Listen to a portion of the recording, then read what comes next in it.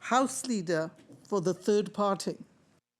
Yeah, thank you, Madam Chair, and thank you for this opportunity to engage on transportation estimates.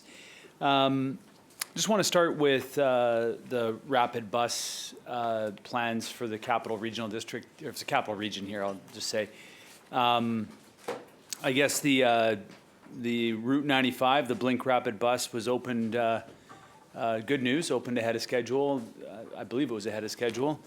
And it was phase one of a three-phase plan. And as I understood it, the three phases of RapidBus were not necessarily, they were going to happen or could happen concurrently, I guess. They could be worked on all at the same time.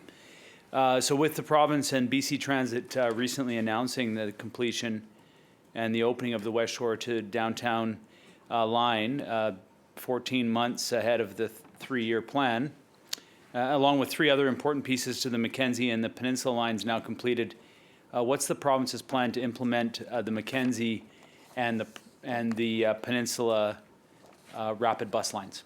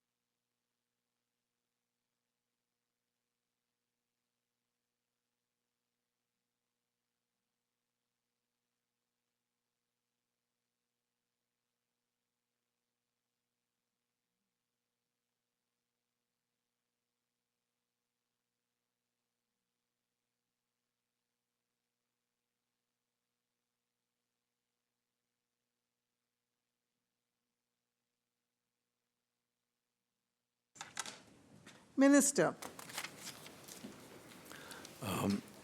Thank you very much, and I appreciate the members' interest in this. We've endeavored to hopefully keep them up to date on all the improvements happening in this constituency. We were delighted that some of the components of rapid bus service out to the peninsula have been completed or are about to begin construction. So Mount Newton, which connects a number of communities and gives queue jumper access and is improving transit reliability and overall transit time at a congested intersection, was done ahead of schedule and for less than we anticipated in terms of the budget. So that's good news. We just announced today, hopefully it came over as news feed, that the Keating Crossroad flyover will begin construction. A contract award has been made. We'll begin construction shortly. That will allow new capacity on the highway to, I mean, it's important in and of itself as a safety improvement because the member knows probably better than anyone in this room that that's a site of ICBC crash statistics that needed to be addressed. So the safety improvements, getting it off the, getting onto Keating Crossroad without crossing over oncoming lanes is a good project, but it will also give us capacity and width on the highway to do bus on shoulder. So that'll become part of the rapid bus network. Sayward queue jumpers are contemplated as well. So we're putting all the parts together, and I think the operational service planning, there'll be an update about that later this year, perhaps after the summer. That's what we're anticipating from BC Transit. The same with Mackenzie RapidBus. So there have been improvements to the transit exchange at UVic. We are planning significant improvements in a new transit exchange at Uptown. BC Transit acquired land there some years ago. We seek to develop it. We'll also have more to say about its status as a transit-oriented development project that we think is ideal to combine it with affordable housing investments. But let me go back to Blink, which was brought in more than a year ahead of time to the West Shore. Just like Highway 17, we added pieces, from Fisgard in Chinatown to Douglas at Bay, and then from Bay to Uptown, and then Uptown through Mackenzie. So we still have some things to do that would give bus priority access the entire length out there. It's now envisioned as more infrastructure improvements going to 6 Mile. Within the area of improvement already, there is one pinch point, which is the Burnside Bridges. And we're doing engineering and design work right now to see if they can be widened, because you go from 3 lanes down to 2 and then back to a bus priority lane. So that will help everyone, including people using private vehicles that are stuck in congestion. And then beyond Mackenzie towards the West Shore, looking at more bus on shoulder to, again, improve the speed of which transit gets from the fast-growing area of the West Shore to downtown. We've already saved, I think, about 20 minutes per trip on the improvements we made, which is quite significant, and we hope to save even more time. Member. Thank you. Thank you for the progress report. And with everything seeming to be kind of ahead of schedule and the investments rolling out in fairly close succession, these do appear to be priorities of this provincial government. And so I think for that, the people of the region are grateful. Is the entire project ahead by a year, or is it just certain pieces of it? So, like, is it the same, are we now, is the entire thing ahead by a year, or is it just that you were able to get the piece done to the West Shore and the other pieces are continuing along as they have been planned?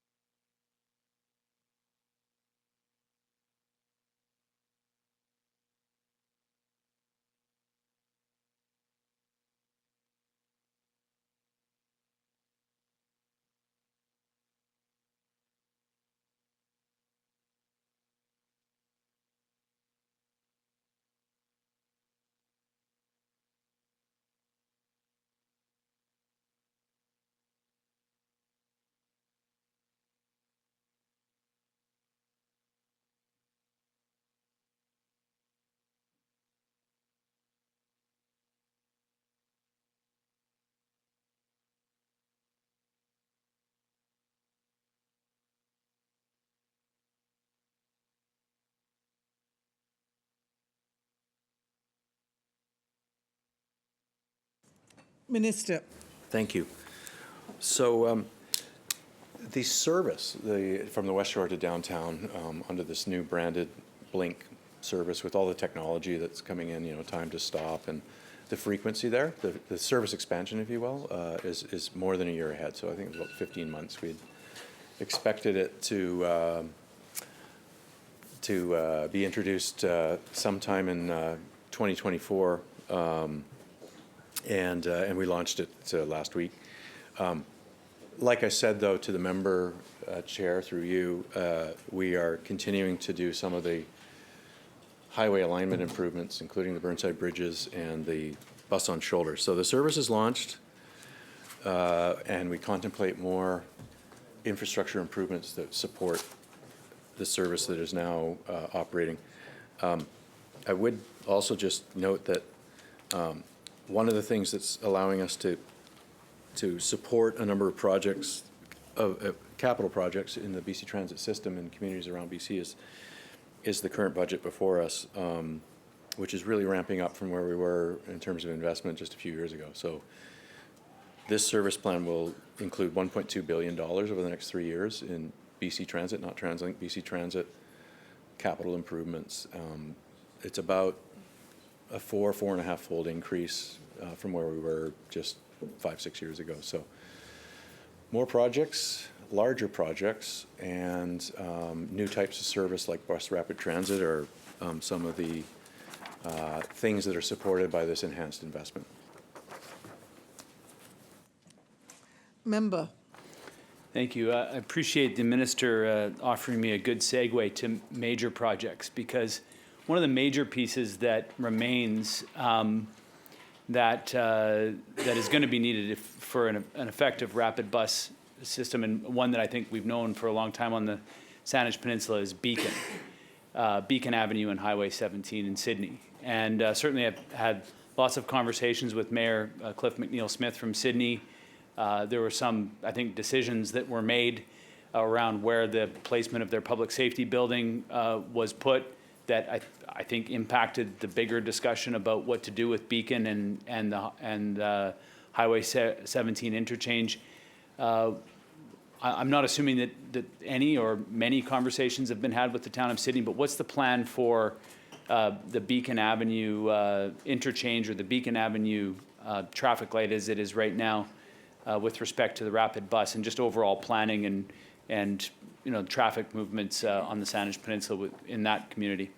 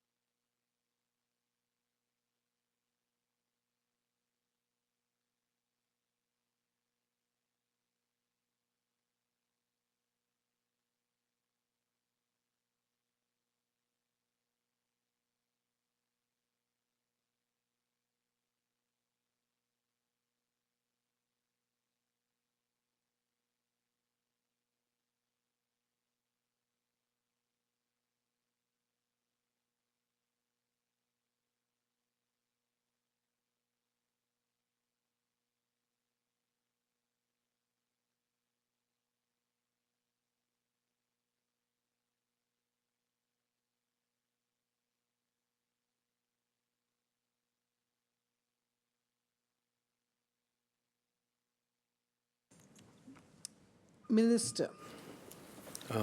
Thank you. So Beacon Avenue intersection is, there is some planning work going on in conjunction with Victoria International Airport. And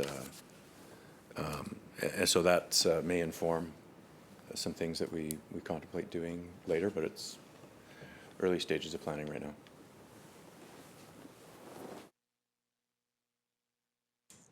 Member. Major project, short answer. I'm just going to leave it at that, I think, and just let it evolve, because I recognize that there's a lot that the town of Sydney, and I'm assuming that they're not going to be left out of this, but I just thought that I'd leave that, because as I see the projects happening along the Saanich Peninsula, it was getting closer and closer to Beacon, and I realize that that's a big piece of, but potentially a big piece of infrastructure and traffic flows. Another segue to the airport. The minister mentions the airport, and kind of going back to transit and access to.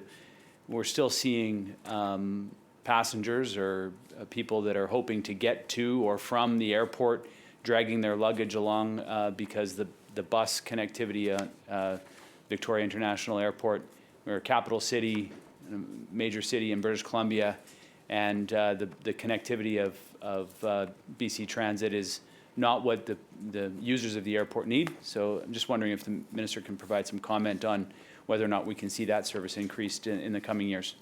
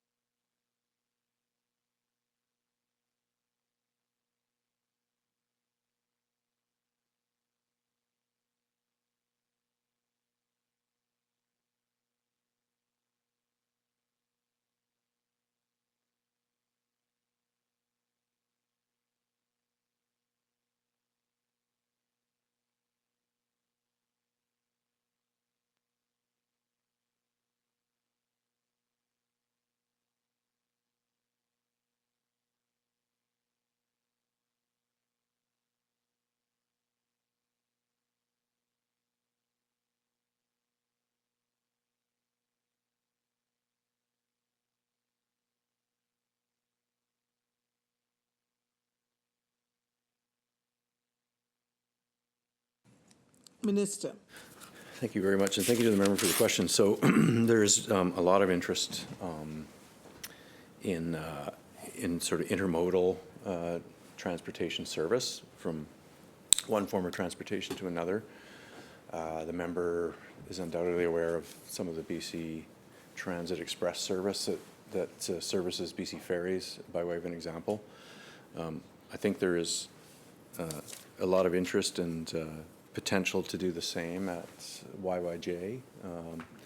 Right now, the airport site is not supportive of public transit, but I think that there's an interest to look at those sorts of things. BC Transit has a budget that supports good level of service, and they're making improvements to how we get around this region, and so don't have an answer for him today about what access to the airport might look like with public transit, but I share his view that we could certainly get a lot closer and perhaps service the airport for departures and arrivals, but also the large industrial parks and other job center areas that are around what's a pretty fast growing area in his constituency.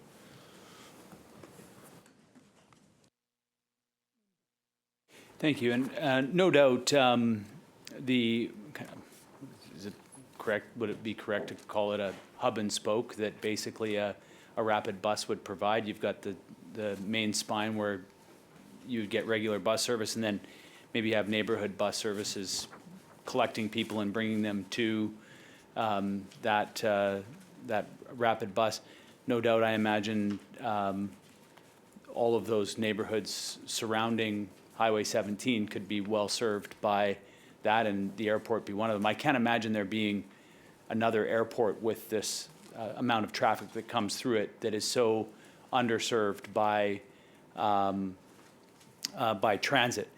Is the sticking point and you know, this might be a difficult question to ask, and I respect that.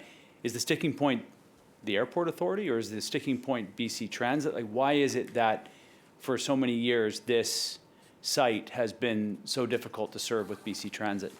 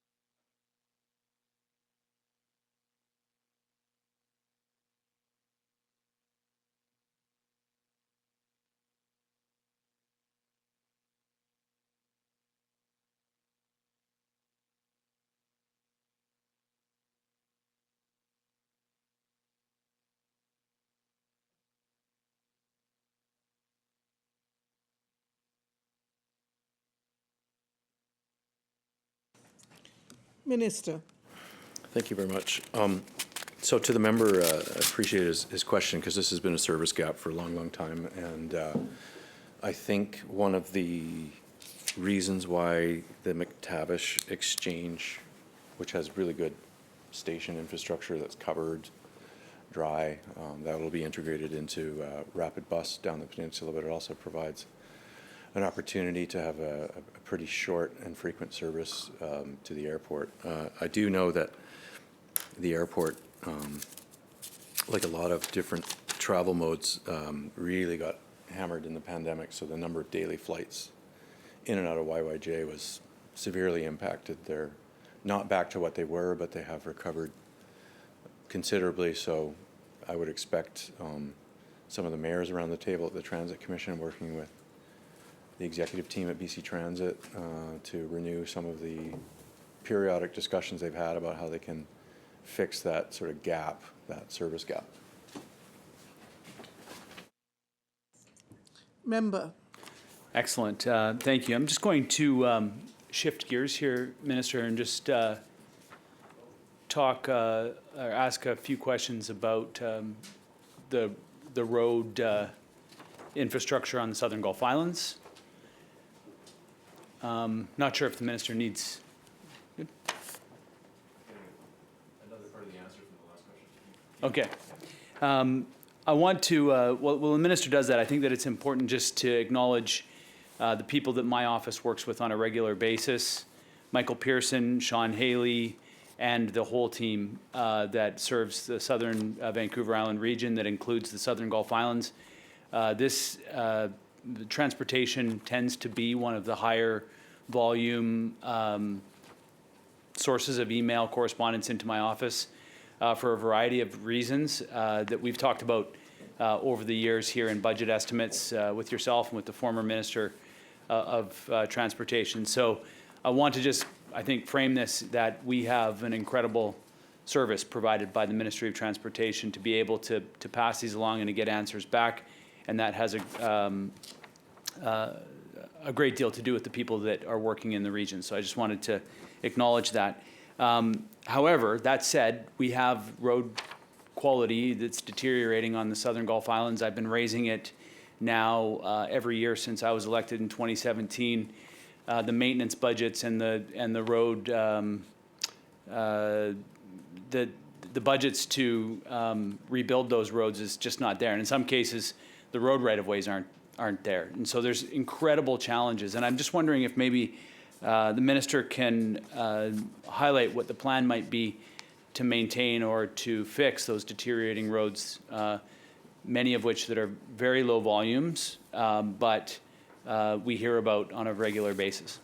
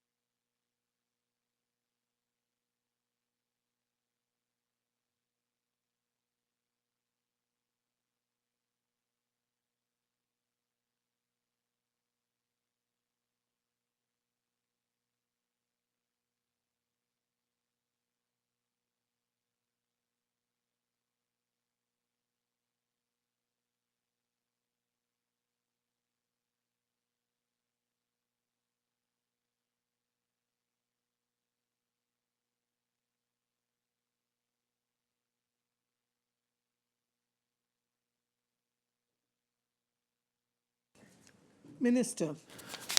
Thank you, Chair. And so to the member, I know we have talked about a road that's very important to him and his constituents from Fulford to Ganges. And so the work that's happening there right now is moving utilities and acquiring property to be able to do a proper job on that road and address some of the concerns that people have had there. So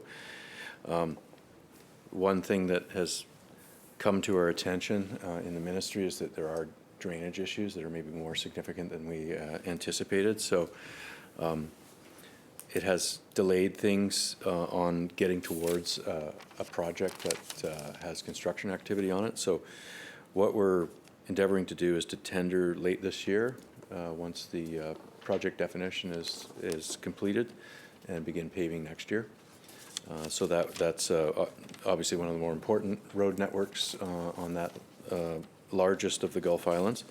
Also on Salt Spring this year, we have, I think, completed engineering work now and are getting ready to proceed later this year on the atmospheric river repairs to Blackburn Lake. Member. Thank you. There's seemingly an endless number of questions that I could ask about this and about, because there's a lot of specific issues. There's the road surface quality, there's the center line and fog line that perpetually doesn't seem to have enough budget in order to maintain it. There was some piloting that happened that the quality didn't last as long as perhaps it was, and so now the plan or the schedule is kind of shot, and then as well there's culverts, the culverting aspects of it, undersized culverts that I think the atmospheric river exposed. I guess what I'll just say, because I want to ask, at least I think we're just about getting to the end of the time here, and I just want to ask a question about ferries so that I don't leave that. So I'll just ask this final question about this. I've been having a lot of conversations with respect to the expectations of what the roads, the citizens and constituents expect the roads to be, and there seems to be an expectation of urban roads in these rural communities, and I think that I'm interested in continuing the conversation with the ministry about perhaps some of the other road treatments that might be available on roads for the Southern Gulf Islands, recognizing that they are rural roads, that the cost of asphalt and repaving these roads are going to be very, very expensive, and that the amount of vehicular traffic that's on it, in many of these roads is quite low.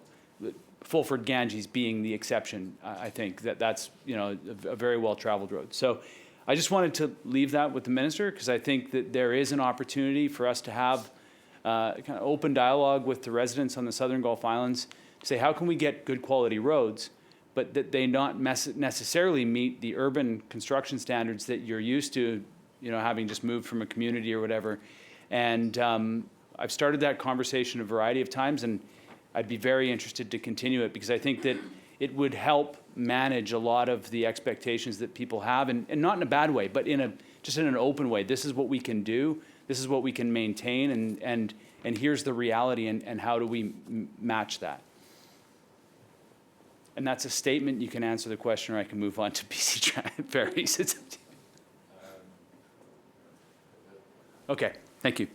One of the things that happened in the latest ferries commissioner's report was a cutting back of the capital budgets for BC ferries, and this is concerning both from the keeping our ferries up to date, and the program and the progress that's been made to reduce the number of classes of ferries, which was the program that was there, but as well, and I'd be remiss if I didn't talk about the Fulford Ferry Terminal and the safety issue there in Fulford with respect to at least a few ferries every day.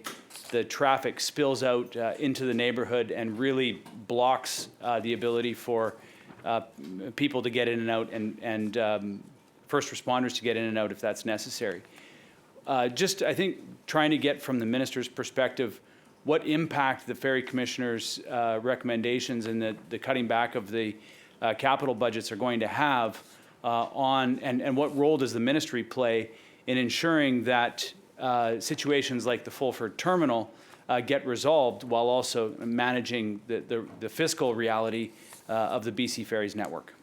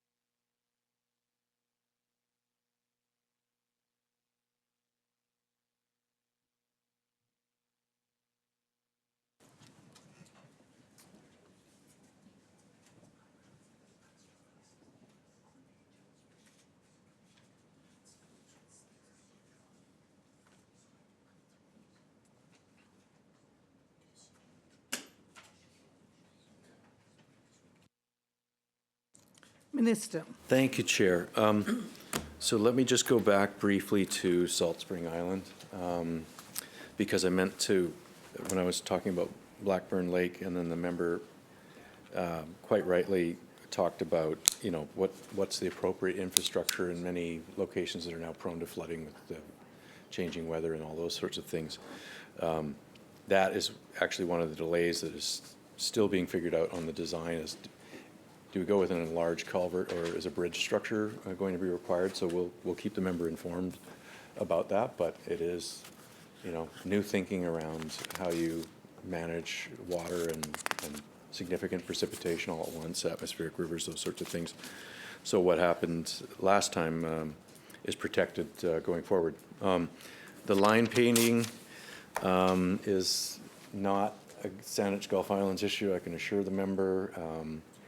What I would say is that new national regulations that took oil out of paint to make for the environmental benefits, however many years ago that was, created our ministry's interest in providing new lower impact paint. They don't wear as well, that's quite clear, but the ministry, working with road maintenance contractors, is trying to get continually better on the quality of the paint. So there's technology and paint mixing observations and chemistry at work that will make a more resilient paint. So how we've responded is to do line painting more frequently because in some cases, especially where there's lots of abrasives and salts and things like that being used on the roads, we're lucky if they last an entire year. Going to capital and the commissioner's report, I would say two things to the member.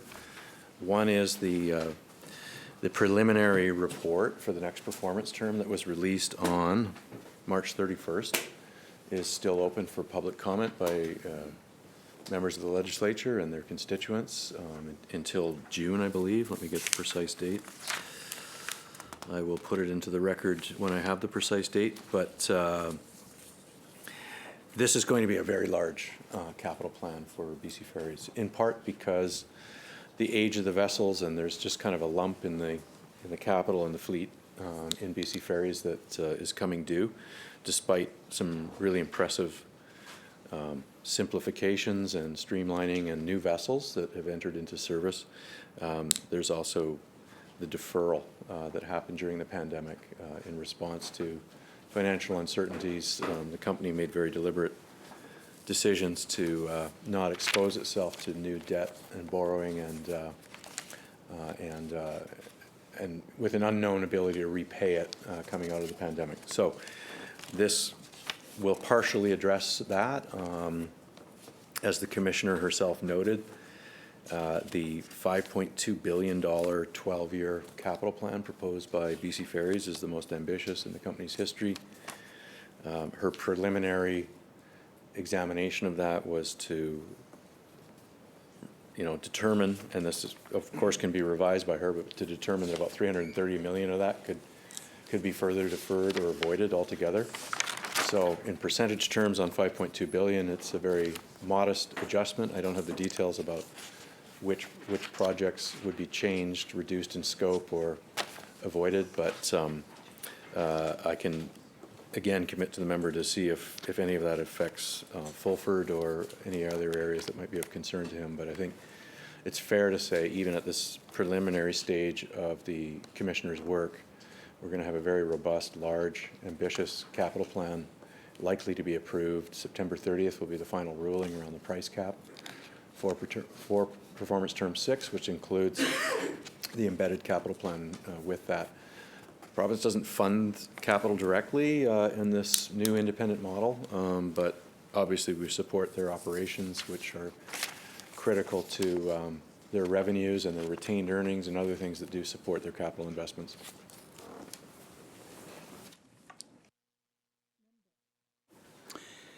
Yeah, thank you. The corporate structure of over the past 5 or 6 years, there's been a number of changes with respect to BC Ferries, legislative changes to ensure that the corporation was considering and the public interest. We saw recent changes at the head of the organization in terms of management, and then as well with respect to the funds that were given to the corporation at the end of the last fiscal year to help with keeping the cost down for the ferry users. It's pretty clear that this provincial government is taking a different approach than the previous provincial government. However, the governance structure of the ferries remains the same. Is a relationship between the ferries and the provincial government, does it remain essentially the same, or is it changing as well? And recognizing that there's still the structures in place, the act remains essentially the same, but what does the relationship look like between the province and this pseudo corporate, or whatever it's called? Independent, yes.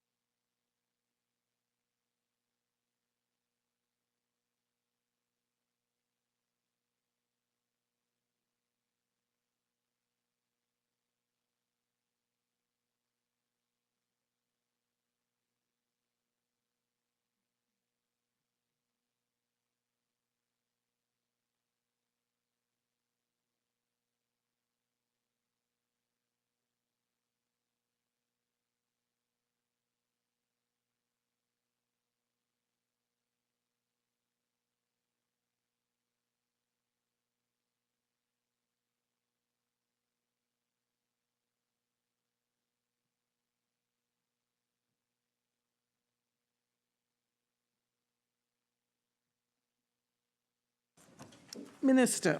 Thank you very much, Chair, and thank you to the member. I think he has the last question of the day. So what I would say in general, while the model broadly stays the same and its governance, is that there are supports that we put in place for the shareholder, which is the Ferry Authority, which has a relationship with the Ferry Services Board, which works with the executive team on the operations of the company. We have advanced since 2017, since the government changed, a different vision for ferries. The member correctly notes public interest being put into the Coastal Ferries Act, so a definition that is in fact the purpose, as opposed to, revenues and other types of activity running a transportation company. The public interest is the purpose of having what is one of the world's most impressive, if not the largest, most sophisticated ferry network that you can find. We have established, I think, a much better, good working relationship with BC Ferries over the last number of years. Our government said very clearly we want to reduce fares on smaller routes, which have become unaffordable. We negotiated and worked with on a 15% route cost reduction for those ferry-dependent communities. We wanted to bring back the seniors discount for free travel Monday to Thursday. We worked with the company to reimpose that. We worked very closely with the company through the pandemic when they faced some of the challenges we talked about that relate to TransLink and BC Transit and other transportation companies where their revenues fell down, and they had new requirements around the state of emergency. So the relationship is good. The governance model is not significantly changed, but I think that 2019 public interest amendment to the Coastal Ferry Act was really important. Don't forget, this act has been amended about 8 or 10 times since 2003. The original act said it must make money on every single route, which meant probably a 300% fare increase to some of the members' smaller communities, and abandoning the old model, which said the major routes should cross-subsidize some of the smaller routes. We've gone back to that and sought to promote affordability for all ferry users, whether it's tourism, commercial drivers, or people going back from the mainland and Vancouver Island, or whether it's on the smaller routes. And with that, Madam Chair, I move that the committee rise and report progress and ask leave to sit again.